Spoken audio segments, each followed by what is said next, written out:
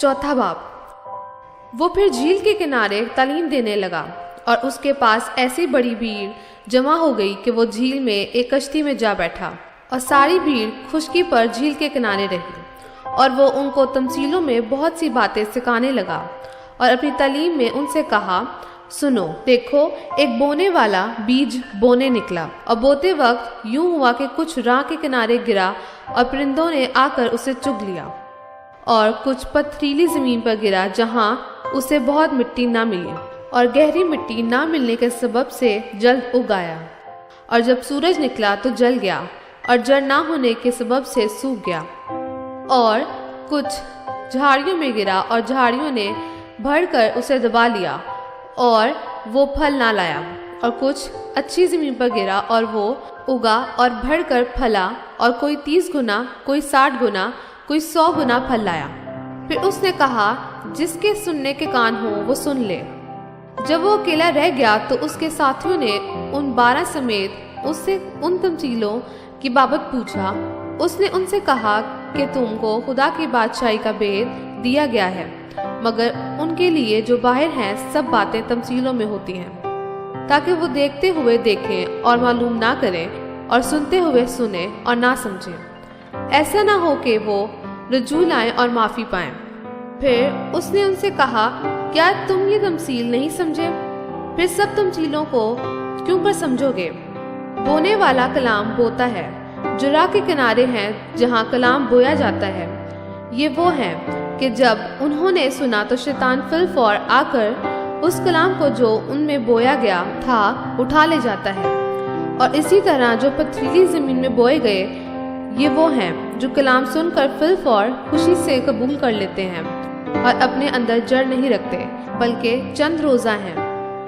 फिर जब कलाम के सबब से मुसीबत या जुल्म बरपा होता है तो फिलफौर ठोकर खाते हैं। और जो झाड़ियों में बोए गए वो और हैं, ये वो हैं जिन्होंने कलाम सुना और दुनिया की फिक्र और दौलत का फरेब और चीज़ों का लालच दाखिल होकर कलाम को दबा देते हैं और वो बेफल रह जाता है।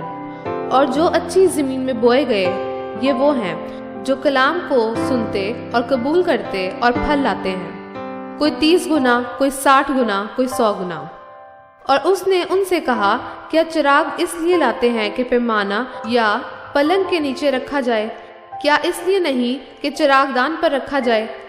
क्योंकि कोई चीज़ छिपी नहीं मगर इसलिए कि जाहिर हो जाए, और पोशीदा नहीं हुई मगर इसलिए कि ज़हूर में आए। अगर किसी के सुनने के कान हो तो सुन ले। फिर उसने उनसे कहा, खबरदार रहो कि क्या सुनते हो।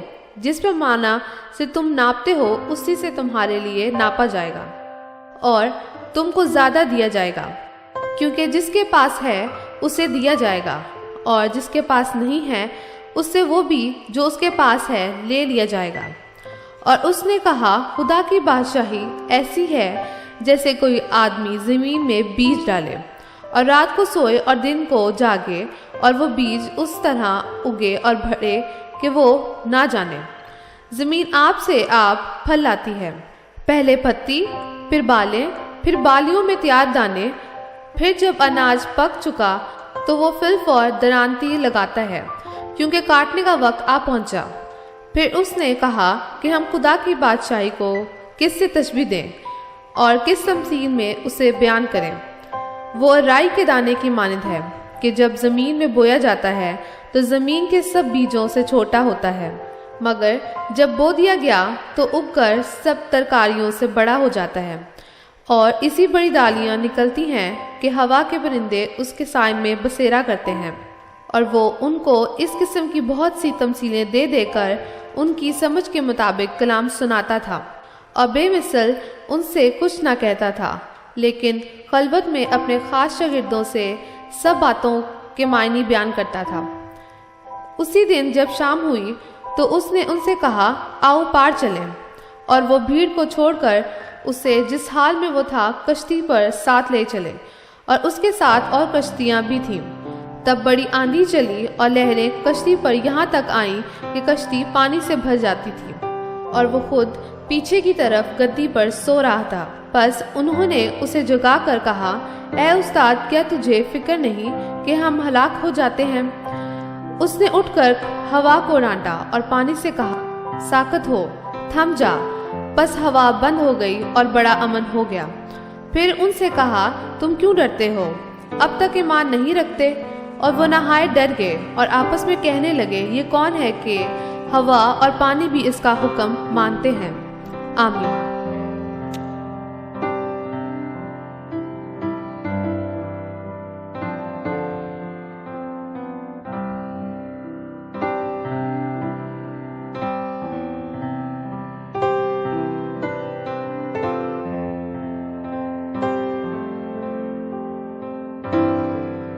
باب 5۔ اور وہ جھیل کے پار اگریسیوں کے علاقے میں پہنچے، اور جب وہ کشتی سے اترا تو فی الفور ایک آدمی جس میں ناپاک روح تھی قبروں سے نکل کر اس سے ملا۔ وہ قبروں میں رہا کرتا تھا اور اب کوئی اسے زنجیروں سے بھی نہ باندھ سکتا تھا، کیونکہ وہ بار بار بیڑیوں اور زنجیروں سے باندھا گیا تھا۔ لیکن اس نے زنجیروں کو توڑا اور بیڑیوں کو ٹکڑے ٹکڑے کیا تھا، اور کوئی اسے قابو میں نہ لا سکتا تھا۔ اور وہ ہمیشہ رات دن قبروں اور پہاڑوں میں چلاتا اور اپنے تئیں پتھروں سے زخمی کرتا تھا۔ وہ یسوع کو دور سے دیکھ کر دوڑا اور اسے سجدہ کیا اور بڑی آواز سے چلا کر کہا، اے یسوع خدا تعالیٰ کے فرزند، مجھے تجھ سے کیا کام؟ تجھے خدا کی قسم دیتا ہوں، مجھے عذاب میں نہ ڈال۔ کیونکہ اس نے اس سے کہا تھا، اے ناپاک روح، اس آدمی سے نکل آ۔ پھر اس نے اس سے پوچھا، تیرا نام کیا ہے؟ اس نے اس سے کہا، میرا نام لشکر ہے، کیونکہ ہم بہت ہیں۔ پھر اس نے اس کی بہت منت کی کہ ہمیں اس علاقہ سے باہر نہ بھیج۔ اور وہاں پہاڑوں پر سوروں کا ایک گول چر رہا تھا۔ بس انہوں نے اس کی منت کر کے کہا، ہم کو ان سوروں میں بھیج دے تاکہ ہم ان میں داخل ہوں۔ بس اس نے ان کو اجازت دی اور ناپاک روحیں نکل کر سوروں میں داخل ہو گئیں۔ اور وہ غول جو کوئی 2000 کا تھا کراڑے پر سے جھپٹ کر جھیل میں جا پڑا اور جھیل میں ڈوب مرا۔ اور ان کے چرانے والوں نے بھاگ کر شہر اور دیہات میں خبر پہنچائی۔ بس لوگ یہ ماجرا دیکھنے کو نکل کر یسوع کے پاس آئے، اور جس میں بدروہیں یعنی بدروہوں کا لشکر تھا اس کو بیٹھے اور کپڑے پہنے اور ہوش میں دیکھ کر ڈر گئے۔ اور دیکھنے والوں نے اس کا حال جس میں بدروہیں تھیں اور سوروں کا ماجرا ان سے بیان کیا۔ وہ اس کی منت کرنے لگے کہ ہماری سرحد سے چلا جا۔ اور جب وہ کشتی میں داخل ہونے لگا تو جس میں بدروہیں تھیں اس نے اس کی منت کی کہ میں تیرے ساتھ رہوں، لیکن اس نے اسے اجازت نہ دی، بلکہ اس نے کہا کہ اپنے لوگوں کے پاس اپنے گھر جا اور ان کو خبر دے کہ خداوند نے تیرے لیے کیسے بڑے کام کیے اور تجھ پر رحم کیا۔ وہ گیا اور دکپلس میں اس بات کا چرچا کرنے لگا کہ یسوع نے اس کے لیے کیسے بڑے کام کیے، اور سب لوگ تعجب کرتے تھے۔ جب یسوع پھر کشتی میں پار گیا تو بڑی بھیڑ اس کے پاس جمع ہوئی، اور وہ جھیل کے کنارے تھا۔ اور عبادت خانہ کے سرداروں میں سے ایک شخص یائر نام آیا اور اسے دیکھ کر اس کے قدموں پر گرا اور یہ کہہ کر اس کی بہت منت کی کہ میری چھوٹی بیٹی مرنے کو ہے، تو آ کر اپنے ہاتھ اس پر رکھ تاکہ وہ اچھی ہو جائے اور زندہ رہے۔ بس وہ اس کے ساتھ چلا اور بہت سے لوگ اس کے پیچھے ہو لیے اور اس پر گرے پڑتے تھے۔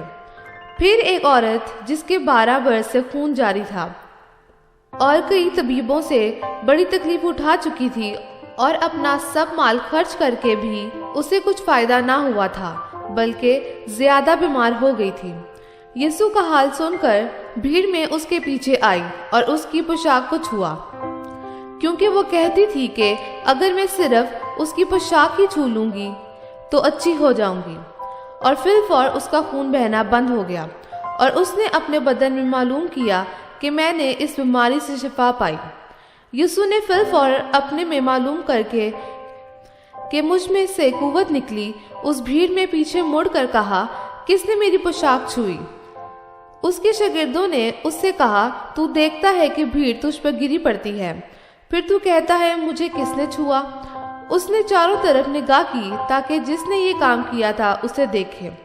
وہ عورت جو کچھ اس سے ہوا تھی محسوس کر کے ڈرتی اور کانپتی ہوئی آئی اور اس کے آگے گر پڑی اور سارا حال سچ سچ اسے کہہ دیا۔ اس نے اس سے کہا، بیٹی تیرے ایمان سے تجھے شفا ملی، سلامت جا اور اپنی اس بیماری سے بچی رہ۔ وہ یہ کہہ ہی رہا تھا کہ عبادت خانہ کے سردار کے ہاں سے لوگوں نے آ کر کہا کہ تیری بیٹی مر گئی، اب استاد کو کیوں تکلیف دیتا ہے؟ جو بات وہ کہہ رہے تھے اس پر یسوع نے توجہ نہ کر کے عبادت خانہ کے سردار سے کہا، خوف نہ کر، فقط اعتقاد رکھ۔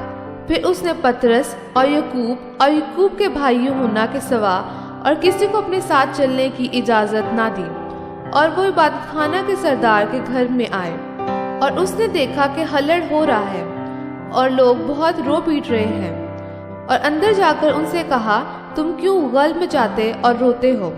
لڑکی مر نہیں گئی بلکہ سوتی ہے۔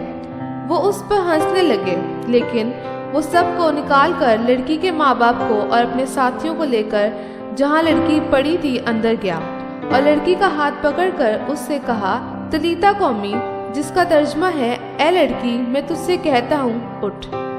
وہ لڑکی فی الفور اٹھ کر چلنے پھرنے لگی، کیونکہ وہ 12 برس کی تھی۔